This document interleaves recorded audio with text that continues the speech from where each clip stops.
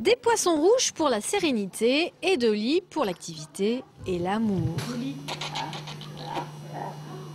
Le petit chien est arrivé à l'hôpital de Bar-sur-Aube il y a 2 ans à peine, grâce à la volonté des animatrices et au soutien de la direction. Une intégration réussie. On était parti sur un Golden Retriever, mais sur les conseils d'un éducateur canard, on a opté pour un Cairn Terrier parce qu'il est plus petit et moins brutal. Elle est arrivée dans l'établissement le 15 décembre 2008 et elle vit depuis complètement dans cet établissement et elle navigue dans les différents services pour rendre visite aux résidents. La présence de Dolly apporte beaucoup aux résidents, au niveau physique tout d'abord. Ceux qui veulent la caresser sont obligés, c'est pas elle qui va se mettre à leur hauteur, c'est eux qui vont forcément se baisser pour la caresser.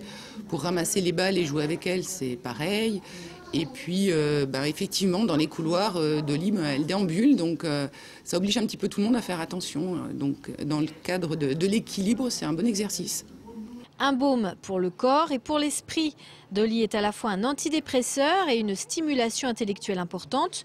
Le petit Cairn Terrier titille la mémoire, le chien en appelle d'autres. Elle est mignonne, ma Dolly. C'est moi, j'avais ma chienne, elle s'appelait Dolly aussi. Mais on me l'a volée. Ah. Un camion, et je l'ai vu.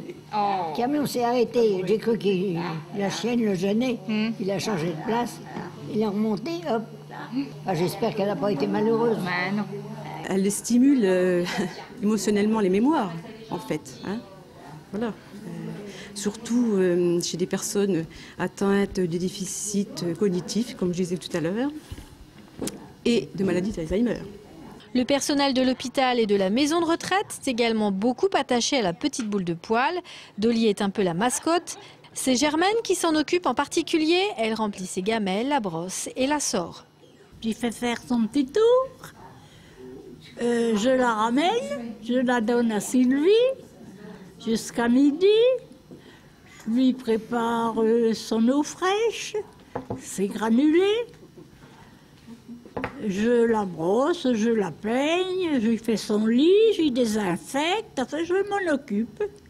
Dolly a reçu 40 leçons d'éducation, elle est non grata dans la salle à manger par exemple, mais impossible d'empêcher les résidents de faire tomber un petit morceau de brioche sous la table. Et Dolly le sait bien, elle sait se faire présente au moment opportun.